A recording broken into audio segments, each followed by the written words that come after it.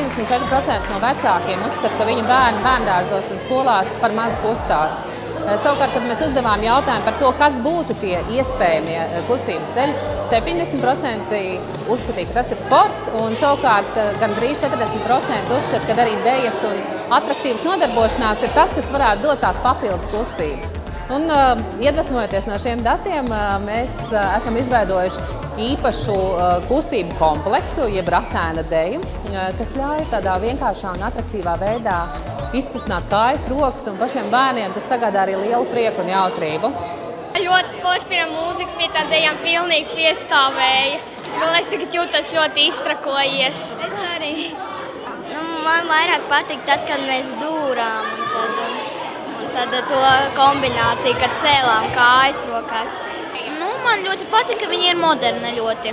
Sajūta ir diezgan laba. Es pati arī deju tautu dejās, un man tas nebija diezko sveši dejot. Cilvēks, kas ir sastādījis koreogrāfus šo te kustību, ir izveidojis izcili saīsinātā formātā kustības, kas ir stilīgas, viegli atcerēties, jo mēs redzējām, ka 5-10 minūšu laikā šie bērni atcerējās, pie tām pietiekami mazu vecumu bērni, ja, viņi ir jauni.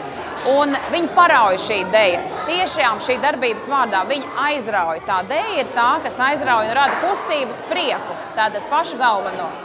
Esam arī savā zīmolā Lāsēns veikuši jaunas izmaiņas. Esam ietērpuši Lāsēnu jaunā tērpā. Tas ir kļuvis par rasēnu ar dabiskāku un veselīgāku saturu. Rasēnu kustību par kustību turas ietvaros esam plānojuši divas tādas lielas daļas. Mēs apciemosim 10 Latvijas skolas, kurās rasēns pamācīs šo deju soļu un ļaus, protams, nogaršot arī jauno produktu rasēns.